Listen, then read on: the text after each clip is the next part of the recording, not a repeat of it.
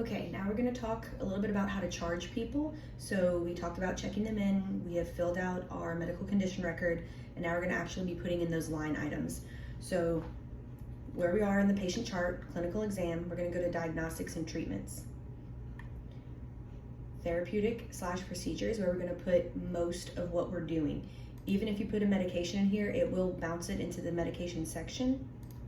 You can see it, so it's not absolutely necessary that you always put something in here. But they have something new called bundles. So we've already built quite a few of them that will give you all the charges you should need for certain things. So wellness is an example. So I start typing in CHME and I find my canine annual. And now I have all of my billing items in here. So just like the package we have already, we have our exam, hazardous waste. We have the two different versions of the DHL PPC. And we can pick. So if they're getting the one with lepto, we keep the one here in inventory. If they get the one without lepto, then we would change the inventory to one here.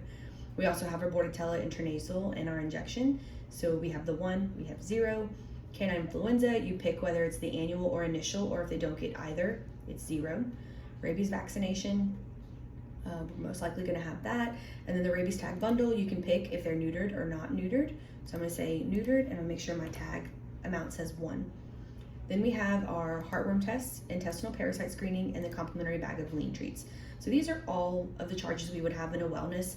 And like I said, we are making several bundles for certain things, but this is just one of our very first ones. So if I needed to add something, like we talked about ProHeart, and I think I put some notes about Epiotic, I can go ahead and start adding my ProHeart in here. And this patient was like 12 pounds. So there it is. I can put my inventory in, and then if I needed to add that Epiotic, I can put that in there as well. Okay, that popped up automatically. And now I have all of these charges in. I have my inventory in. Rabies tag, I know that the nurses will not have that in the room, so you can just close that, and we'll show the CCS how to do that at the front desk. But now you can see, even though I put all my medications into therapeutic and procedure, I do have these medications filtering up into the medication tab. The next thing I have down here are diagnostics. So anytime a diagnostic goes in, it's a diagnostic request, and that's where it will start.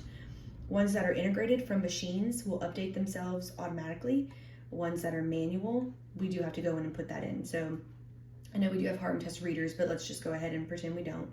So you click the keyboard right here, and we can put our result as negative.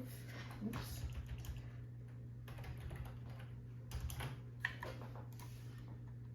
And then intestinal parasite screening. Let's type in our outcome here, NPS. And then for any of these, we're calling them manual diagnostics, ones that we physically have to put the results in, you're gonna reload the results. So now we have our results down here. It went from request to results, and you're gonna wanna mark off these check boxes. This will help our lab nurse, because they do make a list of every diagnostic that's been run. So we wanna make sure that all the results are in. But if you're running it in-house and you're putting in the results, always go back and check this green check mark so that the lab nurse has less diagnostic requests to go through.